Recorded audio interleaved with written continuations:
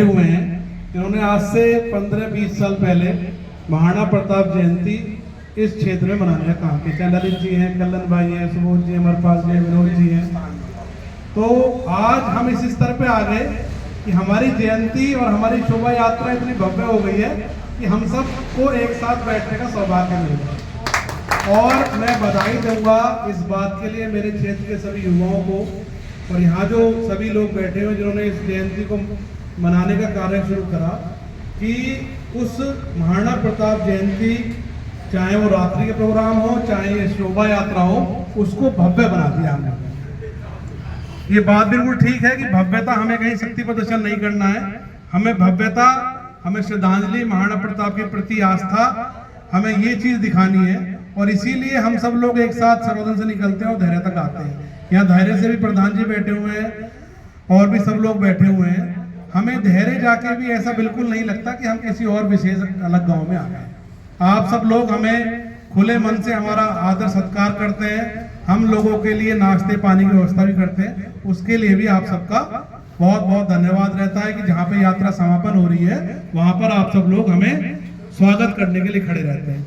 और मैडम मैं एक बात बताऊँ, जितनी भी सिरौंदन से लेकर और यहाँ तक हमारी महाराणा प्रताप जी की स्टैचू होती हैं, उन सब पे भी कार्यक्रम सुबह को हवन पूजन का रहता है। छोटा कार्यक्रम वो गांव, चाहे वो गंदौला हो, चाहे सिवाया हो, चाहे सोलाना हो, चाहे समाना हो, चाहे छज्जूपुर में हमारे विद्यालय में लगी हुई है, ककराने में भी हो, सभी जगह गांव के लोग मिलकर सुबह को हवन पूजन भी करते हैं और उसके बाद शोभा यात्रा में सब लोग शामिल होते हैं।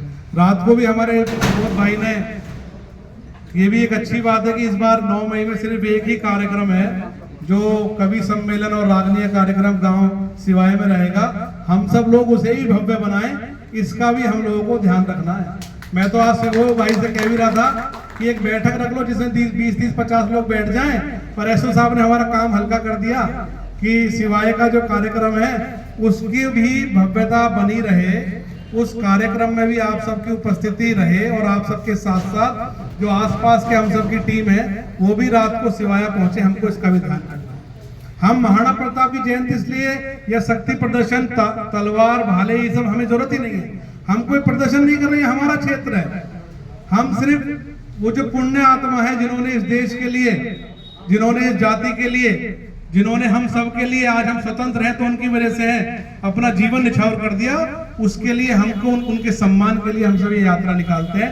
और हमें ध्यान देना पड़ेगा कि महाराणा प्रताप जी किसी एक जाति के नहीं थे, और ये हम तभी उस चीज का उदाहरण दे सकते हैं जब इस शोभा यात्रा को हम अच्छे से निकालेंगे। कोई भी ऐसा लड़ाई झगड़ा ना हो, मोटरसाइकिल बहुत रहती है, किसी बच्चे के अगर चोट आ जाए या गिर जाए, लग जाए, उसे तुरंत ये ना हो हम तब भी बाइक रैली में लग रहे हैं, उसे 4 लोग उठा के उसका भी ध्यान रखें। कहीं लड़ाई झगड़ा ना हो, कोई ऐसी टीका टिप्पणी ना हो जिससे कि दूसरी लोगों को लगे कि ये जो है आज भूल गए, 9 मई के बाद 10 मई भी आनी है, तब भी हमें आपस में एक दूसरे के साथ रहना है।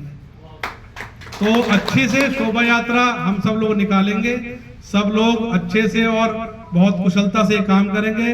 मैडम ये जो टीम और ये लोग जो यहाँ पर बैठे हुए हैं, इन सबको 20 साल का बहुत बड़ा एक्सपीरियंस है इस क्षेत्र में महाराणा प्रताप जयंती करने का। तो हम सब लोग मिलकर एक अच्छी भव्य शोभा यात्रा भी निकालेंगे और कार्यक्रम भी करेंगे। अब इतना ही हम आपको आश्वासन देते हैं। आप सब लोग ट्रैफिक की और उसकी जो हमारे तो वॉलंटियर रहते ही हैं, हम सब लोग तो रहते हैं, आपकी जो व्यवस्था आपको सही लगे आप लोग करेंगे। बहुत बहुत धन्यवाद। कोई बात नहीं। ललित राणा जी भी हमारे बीच है, मैं गुजारिश करूंगा कि वो भी मार्गदर्शन करिए।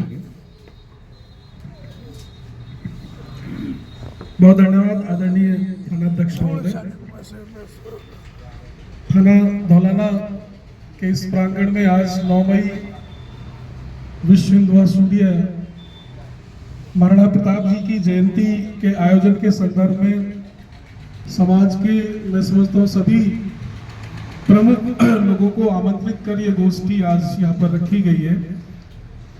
हमारे आदरणीय एसडीएम महोदय और बहुत ही लोकप्रिय और बड़े ही क्षेत्र को अच्छे से कमांड दे रही हमारी आदरणीय सीओ साहिबा, हमारे क्षेत्रीय धौलाना क्षेत्र के ब्लॉक प्रमुख यहाँ पर उपस्थित, हमारे पुराने साथी सुबोध सिसोदिया जी, देवेंद्र सिसोदिया जी, विनोद जी, यहाँ हमारे देहरा गांव के प्रधान बैठे हैं, हमारे मंडल अध्यक्ष योगेश जी, ब्रह्म सिंह राणा जी आए हुए हैं। सभी चेहरे सम्मानित हैं। मैं ये प्रकाश डालते हैं कि 9 मई की जो जयंती की शुरुआत हुई इस देश में, वो गौरव इस 6084 की भूमि धौलाना को जाता है। यहां से एक बड़े आयोजन की शुरुआत 2007-8 से प्रारंभ की गई और इस ज्योति को हम राजस्थान, मध्य प्रदेश, हिमाचल, पूर्वांचल और बिहार तक ले गए और 2012 तक पहुंचते पहुंचते 9 मई की जयंती भारत और 2014-15 के बाद ये अवार्ड यानी विदेशों में भी मननी प्रारंभ हो गई। इसकी शुरुआत इतने छोटे स्तर से हुई, बड़ी प्रेरणा के साथ हुई और बहुत मेहनत की गई। जो प्रतिमाएं लगी उनको किस तरह, सुबह लगभग 10-12 लोग यहाँ बैठे हैं उस टीम के जिन्होंने इस शुरुआत ये नींव रखी। लेकिन ये सत्य है कि महाराणा प्रताप जी और समानांतर हमारे उन योद्धाओं की जयंती या उनको याद करना और वर्तमान और आने वाली पीढ़ी को प्रेरणा मिल सके कि किस तरह से उन्होंने आज इस भारत की जो भौगोलिक स्थिति है, जो सनातन है या भारत को हम आज हिंदुस्तान कह पा रहे हैं, ये उन्हीं की बदौलत है। महाराणा प्रताप जी के संदर्भ में बताना चाहूंगा कि आप जब फोटो देखते हैं तो वो ऐसे महान देशभक्त योद्धा हैं जिनकी बयान में आप 2 तलवारें देखते हैं और उसके पीछे सिर्फ ये कारण है कि वो हमेशा युद्ध के मैदान में भी रहे तो सिद्धांतों को फॉलो किया। अगर दुश्मन की तलवार गिर जाए तो निहत्थे पर वार नहीं करेंगे, हम तलवार देकर युद्ध करेंगे, ये इस बात का प्रमाण है। और वो हमेशा, और जहां तक भाईचारे की हम बात करते हैं या आज चूंकि देहरा से हमारा निकास है और पूरा साठा जो बसा है, प्रधान जी यहाँ बैठे हैं, डॉक्टर वकील जी यहाँ हमारे बीच में हैं।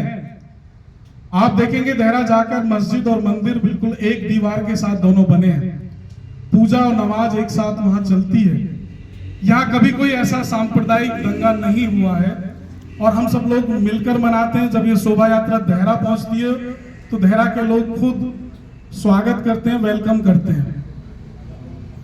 हमने अवसर भी नहीं दिया और कभी ऐसा मौका नहीं आया कि पुलिस प्रशासन को कोई स्थिति संभालनी पड़ी। स्वयं हमेशा इस यात्रा में और इससे पहले ककराने के मैदान में लगातार चला 10 साल एक भव्य आयोजन जो 2020 कोरोना के बाद परिवर्तित हो गया और अब परंपरा पिछले 3 वर्षों से सिवाय गांव में पड़ी है खगोड़ा। एक यात्रा हमारी शाम के शेड्यूल में होती है, वो भी 6084 का हिस्सा है। खगोड़ा से 4 बजे प्रारंभ होती है और 6 बजे रसूलपुर संपन्न होती है। इस बार भी समानांतर वो कार्यक्रम है। मैं सभी को बधाई देते हुए और ये आश्वस्त करते हुए पुलिस प्रशासन को, वैसे तो देश भर में और उत्तर प्रदेश के हर जिले में कार्यक्रम है, गाजियाबाद में भी 2 स्थानों पर भव्य कार्यक्रम है, हम आश्वस्त कराते हैं कि आपको पुलिस प्रशासन को जरा भी इसमें टेंशन लेने की आवश्यकता नहीं है।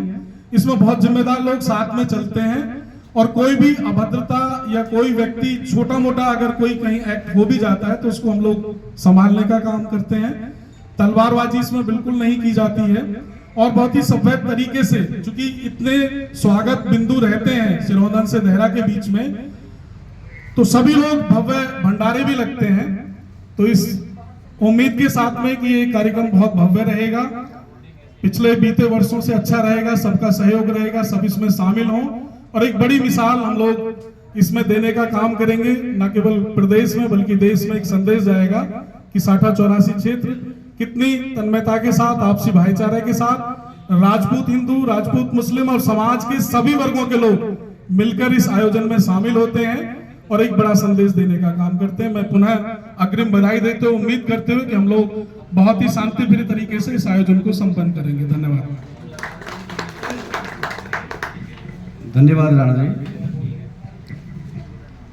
अब सरपंच जी से गुजारिश है कि वो भी कुछ मार्गदर्शन करिए।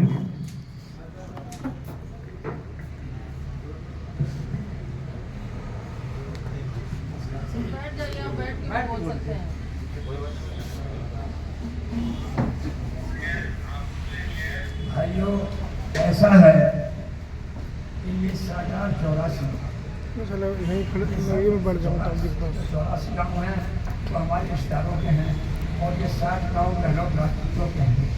और ये चीज़ जो है ये आज ये मेरा बेटा सामने बैठा है किसान, मैं ये चाहता हूँ कि जब नंबरदार पूना सिंह की और मेघनाथ सिंह की जोड़ी काम करती थी तो ये सेट ऐसा था कि बलबीर सिंह एमएलए बने, बलजीत सिंह बने या महमूद बने या मास्टर जी का नंबर है आखिर में, तो ये चीज़ें पंचायत में तय हो जाती थी। जिसको नाम बोल देते थे कि ये एमएलए बनेगा वो ये एमएलए बनता था। और बड़ी बड़ी कमलापत त्रिपाठी जैसे आदमियों से बड़ी हौस होनी थी, वो उस वक्त भारी थे। तो मैं ये चाहता हूँ अपने बेटे से इससे कि मैं वही साटा देखना चाहता हूँ। आज 90 साल की उम्र है, मैं नहीं चाहता कि इसमें कोई विरोध है।